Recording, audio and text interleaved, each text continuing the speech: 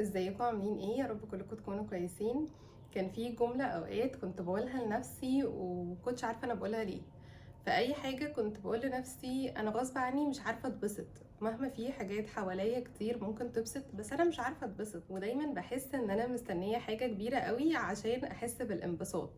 هقولك على حاجة يمكن تكون غريبة او ممكن تكون اول مرة بتسمعها.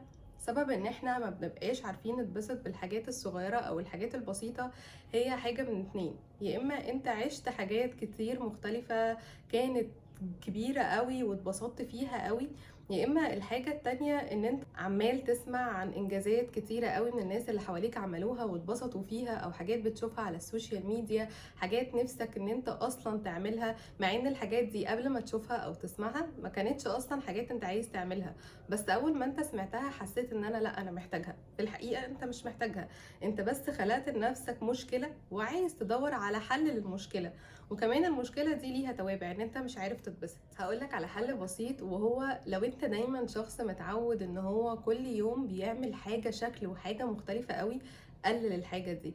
مع ان انت هتقولي يعني انا بعمل حاجات تبسطني قوي اقللها. اه قللها، لان انت هيجي عليك وقت مهما كنت بتعمل ايه، مهما كنت مشغول ازاي، هيجي عليك وقت مش هتعمل نفس الحاجات بنفس الدرجة.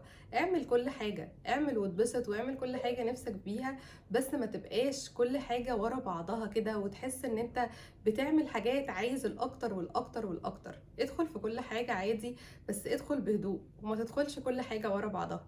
تاني حاجة ودي مهمة قوي، ما تقعدش تسمع للناس اللي حواليك كتير.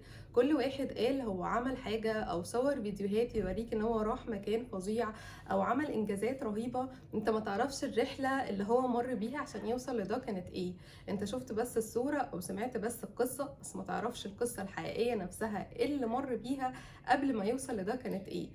اكتر حاجة انا شفتها مش حقيقية تماما هي السوشيال ميديا. السوشيال ميديا انا ببقى عايزة اصور لك فيديو معين ان انا عملت الانجاز الفلاني، عايزة اصور لك صورة وانا بضحك ومبسوطة وانا تمام، بس انت ممكن اصلا الشخص ده يكون عنده حاجة مخلياه اتعس واحد في العالم انت ما تعرفهاش، ومفيش حد بمعنى صح هيوري تعبه او وجعه للناس. وخد بالك حاجة مهمة قوي، اكتر كلام بنردده جوانا هو اكتر كلام بنتأثر بيه وبنقتنع بيه جدا.